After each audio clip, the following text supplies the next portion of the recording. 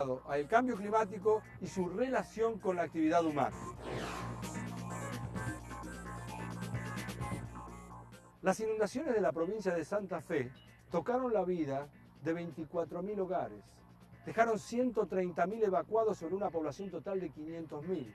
Pero la situación fue muchísimo peor porque las aguas avanzaron sobre una población que tenía una pobreza preexistente y una cantidad de desocupados realmente altísima. Por su ubicación, la ciudad de Santa Fe está naturalmente expuesta a una situación de inundación. ¿Por qué? Porque está enclavada en la convergencia de dos grandes ríos, como el Paraná y el Salado. De hecho, esto hace que sea mucho más propensa para la inundación. Ahora, claro, naturalmente el debate público se generó. ¿Se podría haber previsto esto? Al respecto, hablamos con la doctora Claudia Nattenson, que es geógrafa de la Facultad de Filosofía y Letras de la UBA.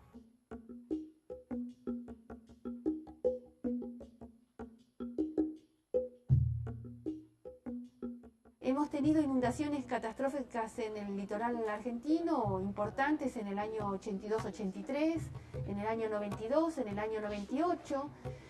Y parecía que la inundación del 2003 de Santa Fe solo viene a confirmar que no es posible hacer nada, porque es natural, y no es así. Soy Elvira, la mamá de Mauricio Medrano, que está desaparecido. A cualquier persona que sepa de él, por favor, que se comunique con la... Aun cuando las causales de tipo físico-natural sean efectivamente importantes, las sociedades históricamente han podido enfrentar este tipo de fenómenos. Entonces, nosotros nuevamente nos preguntamos por qué en Santa Fe el impacto fue tan terrible, fue tan importante. Para contestar este tipo de cuestiones, nosotros hemos encontrado un buen marco teórico en lo que es llamada la teoría social del riesgo.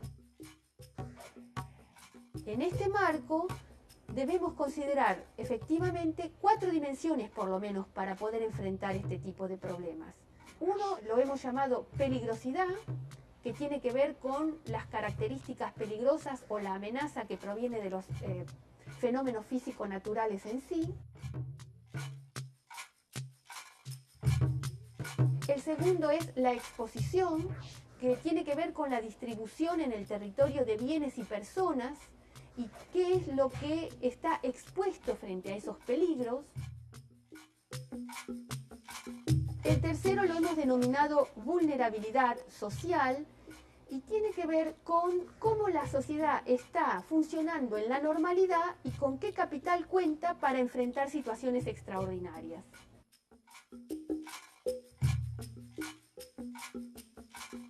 Existe una cuarta dimensión que hemos denominado incertidumbre, que se trata de aquellos aspectos desconocidos del problema en cuestión, para los cuales ni la ciencia ni la técnica tiene respuestas en la actualidad. La incertidumbre crece a expensas de los desconocimientos de las otras 3 dimensiones que hemos mencionado y se maneja políticamente, es decir, no hay posibilidades de establecer una solución científico-técnica, entonces la solución va a pasar por la decisión, por lo político, por lo social. Es interesante lo que propone la doctora Nattenson porque nos permite darle un marco conceptual diferente al análisis de lo que sucedió en la catástrofe de Santa Fe en el año 2003. No solamente hay que analizar los agentes naturales, eso está bien, sino que también hay que pensar en lo que ella llama la teoría social del riesgo, es decir, la peligrosidad, la incertidumbre, la disposición, la vulnerabilidad social. Estas son 4 dimensiones diferentes que nos permiten abordar el problema de una manera distinta. Si la incertidumbre es aquello que no se conoce, en el caso de Santa Fe podemos encontrar que falta información hidroclimática para poder desarrollar sistemas de alerta locales. Que den información a ver si Santa Rosa de Lima se va a llenar de agua o no, o si no hay peligro todavía. Desde el punto de vista de la exposición, ha faltado también lo que son llamadas, el desarrollo de lo que es llamado medidas blandas, planes de contingencia que prevean la posible llegada de una inundación, para la cual la población se prepara haciendo ejercicios de simulación. ¿A qué hora más o menos va a llegar el agua acá? Porque yo me estoy evacuando solo Y desde el punto de vista de la vulnerabilidad social, cuanto mejor esté la sociedad desde el punto de vista económico, mejor va a poder responder y con más recursos va a poder contar para recuperarse en el caso de un impacto de esta naturaleza. Tuvimos la inundación del 82 y bueno, en ese momento se dijo, es una situación extraordinaria, es la máxima centenal. Pero pocos años después, en el 92, volvimos a tener una inundación importante en el litoral argentino. Y luego en el 98, otra más. Entonces, aquello que parecía que era extraordinario se va transformando en algo normal. Tenemos que convivir con las inundaciones como pulsos naturales. La sociedad, para manejar este tipo de cambio, debe manejar estas incertidumbres previendo, estableciendo planes que nos permitan prever qué es lo que va a pasar y obrar en consecuencia.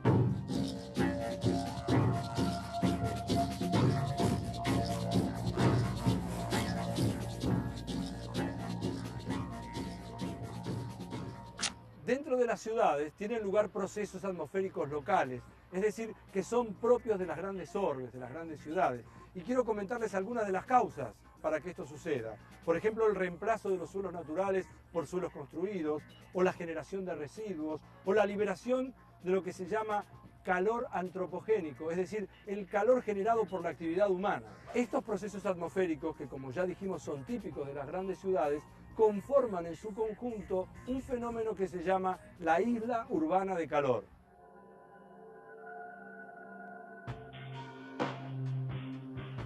La isla urbana de calor es un fenómeno que hace referencia a las diferencias de temperatura que se registran entre una ciudad y su entorno rural. En general se observa que durante las noches, en las que hay poco viento y hay poca nubosidad, la ciudad muestra temperaturas más elevadas que su entorno rural. Recibe este nombre de isla urbana de calor haciendo referencia a que la temperatura suele ser más alta en el centro de la ciudad y tiende a ir disminuyendo a medida que uno se va alejando hacia las zonas rurales cercanas. Las causas de la isla urbana de calor son principalmente 4. La primera está asociada a los materiales que se usan en una ciudad, esto es hormigón, cemento, pavimento, y además a la geometría de las construcciones urbanas que favorecen una mayor absorción de la energía proveniente del sol.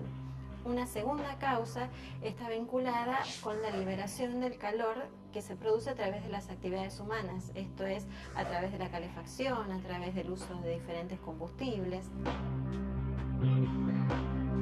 La tercera causa de la isla urbana de calor está vinculada con una disminución de la evaporación en ambientes urbanos asociada al reemplazo de las superficies naturales por superficies construidas. Hay una cuarta causa que está vinculada con los contaminantes que están en suspensión en la atmósfera de las ciudades.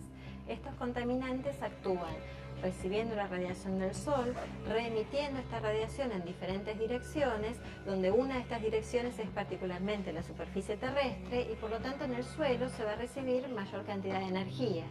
Esta energía va a calentar más la superficie en una zona urbana y por lo tanto el aire que está en contacto con esta superficie se va a ir calentando cada vez más.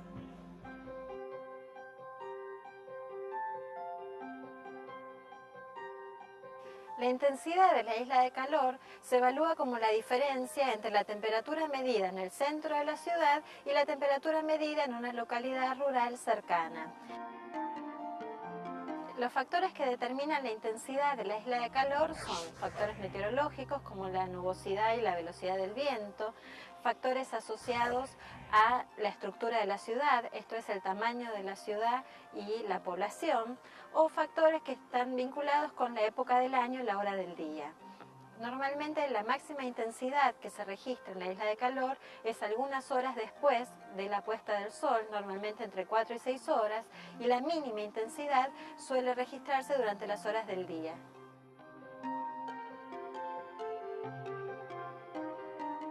La isla urbana de calor produce efectos meteorológicos, económicos y hasta biológicos. Y en todos los casos produce impactos positivos y negativos. Vamos a ver ahora cuáles son esos efectos. Desde el punto de vista meteorológico, una de las consecuencias de la isla urbana de calor está asociado al aumento de la precipitación en zonas urbanas comparados con el entorno rural. La isla urbana de calor actúa de forma tal que el aire más cálido que está sobre la atmósfera de la ciudad es forzado a ascender al tener mayor temperatura. En este proceso de ascenso se va enfriando y actúa haciendo que la humedad que contiene condense y dé origen a nubes y precipitación. Este aire que está forzado a ascender es normalmente reemplazado por una brisa de aire más fresco que llega a la ciudad proveniente desde las zonas rurales cercanas. Las consecuencias socioeconómicas se traducen en modificaciones en los requerimientos de energía en ambientes urbanos. En el invierno, las mayores temperaturas que se registran en una ciudad hacen que las necesidades de energía para calefacción sean menores y por lo tanto es un impacto beneficioso. Pero como contraparte, durante el verano, mayores temperaturas van a estar asociadas a un mayor requerimiento de energía para aumentar la refrigeración. Uno de los impactos negativos de la isla urbana de calor está asociado a los efectos sobre la salud. En esta figura se presenta la evolución del número de muertes en la ciudad de Buenos Aires en función de los valores de la temperatura. Lo que se observa es que a medida que la temperatura aumenta, el número de muertes va disminuyendo porque hay menor riesgo de enfermedades cardiovasculares y respiratorias. Esto sucede hasta que la temperatura aumenta hasta un nivel tal, hasta una temperatura crítica determinada, en el que comienzan los efectos de un estrés térmico sobre la población en riesgo, de forma tal que, pasada esta temperatura umbral, el número de muertes comienza a aumentar. El hombre, desde la ciencia, trata de aminorar el impacto que se genera sobre la naturaleza cada vez que produce algo. Y por eso en esta última parte de Explora quiero presentar una disciplina singular. Se llama bioarquitectura o diseño bioambiental. Vamos a consultar ahora a la arquitecta egresada de la Universidad de Buenos Aires, Silvia de Schiller, y ella nos va a explicar que los edificios nunca son inocentes. La edificación siempre altera el medio ambiente y el clima.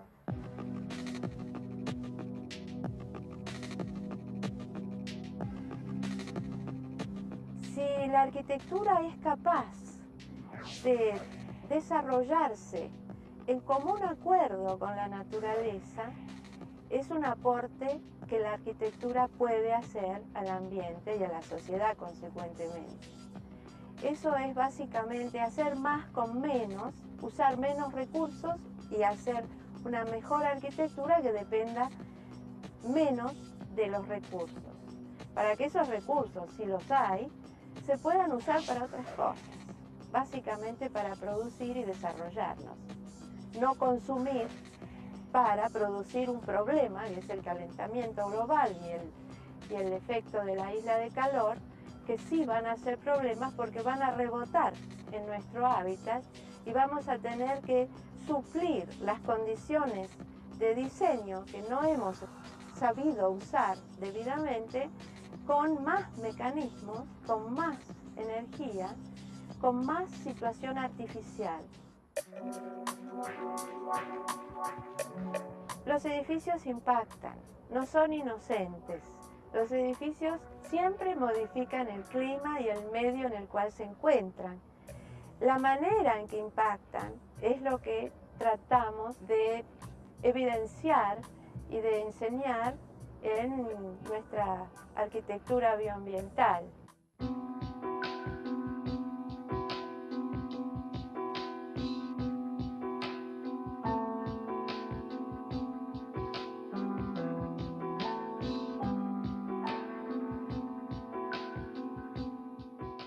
Los edificios que requieren calefacción o refrigeración artificial en realidad afectan notable y negativamente lo que se conoce con el nombre de microclima urbano.